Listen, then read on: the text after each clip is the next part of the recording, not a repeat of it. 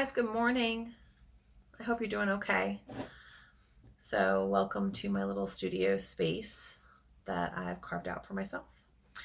I was looking at my calendar and different things, and I realized that I have a great block of time to paint and shoot videos, and I thought I'd take you through the process a little bit more intentionally and throw in some tips that you can use.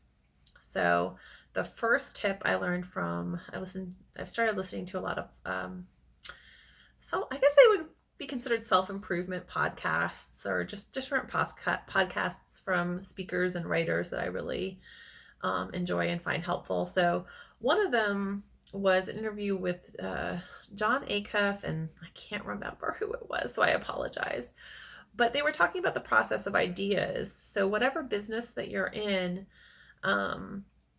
part of the business or part of any project is coming up with ideas. And the idea of setting up some sort of process or system where you can save or reference the ideas you have.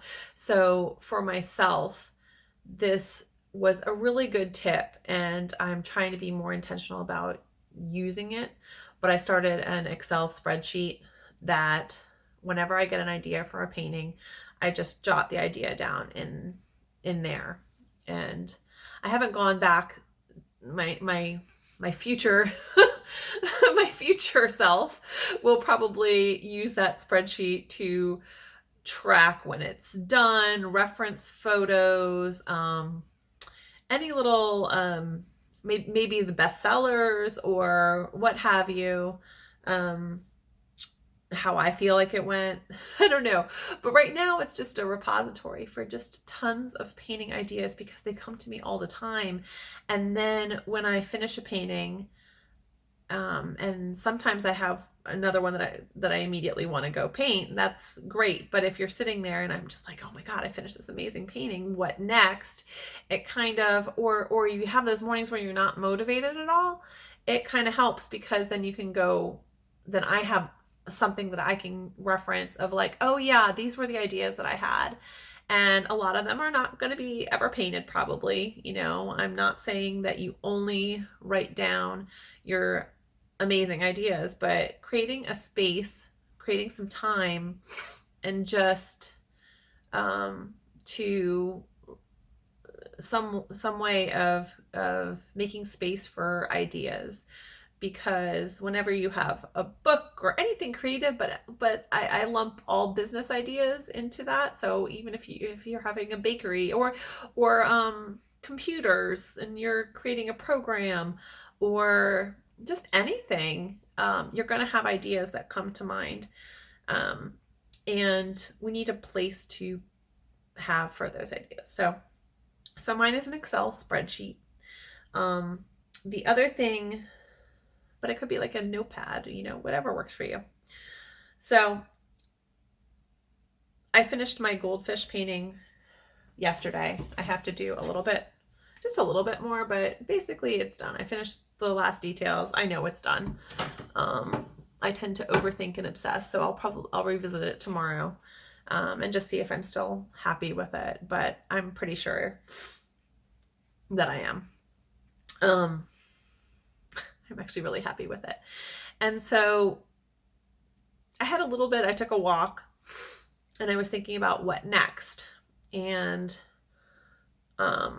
I have some ideas. I have some series that I'm making. So I didn't have to access my Excel, but it was I was torn between like 5 different ideas, and a new one came to me yesterday. And whenever I start a painting, then I like come up with other ideas. So that also helps kind of keep me focused.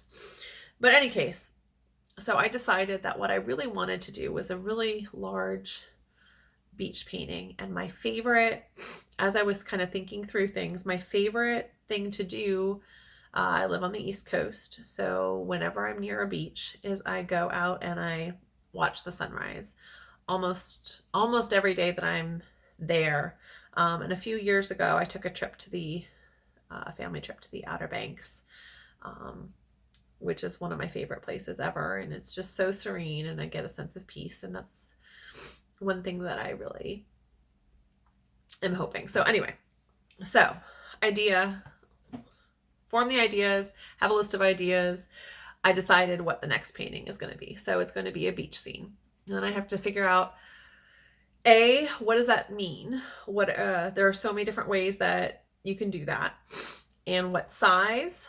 Do I have the right canvas? Do I have the right materials? And for me, just kind of coming up with all those decisions also involves at times going to a website or looking at photos that I've taken. If it's a bird, I might look up the bird and what's the habitat. What do they look like? What are some features that I might not remember?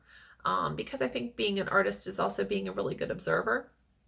So doing all that together and printing out photos or saving photos that I can look at for a bird, for a mythology story, which I am kind of working on developing an idea for painting about Nyx, who's one of my daughter's favorites, and it's just really fun. So I'm doing some reading, but I'm not ready to do a painting yet. That idea hasn't completely formed yet.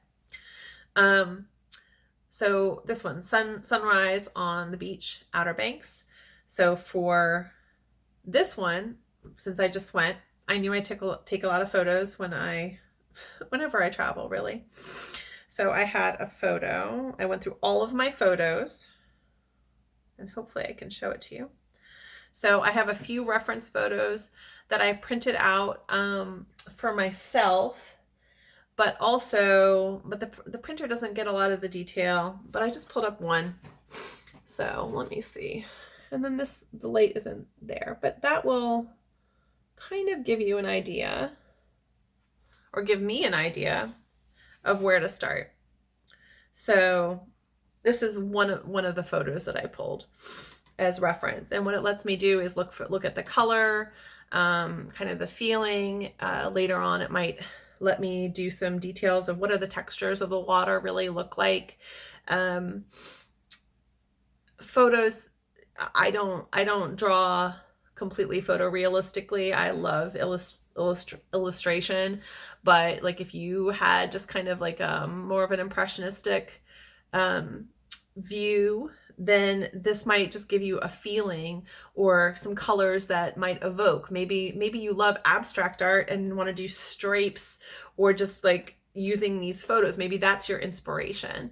So to me, this is part of the process, is just kind of gathering all that information, making observations, getting it straight in my head of what does sunrise on the beach at the Outer Banks, what does that mean to me? How do I visualize that? And then the next step is really painting. So I am, like I said, I am doing a large painting.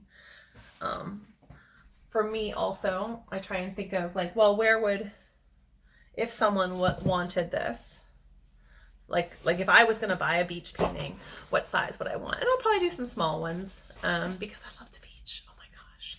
But I could just visualize this being in so many different places. But to me, the feeling that I got, or the impression that I got, was that I wanted a larger canvas. So I'm going to bring out the 24 by 30 wrapped canvas and get my palette set up with some colors. I might do a test run on some small paintings or small canvases, just to kind of figure out how best to do the background. But I also have learned is at some point you just gotta take off, jump in, get some paint on your brushes and on the canvas, and go from there. So that's the next step. So that's part one. That's the pre-planning part of what it means to kind of develop a painting idea. And I'll stop here and then show you the next step.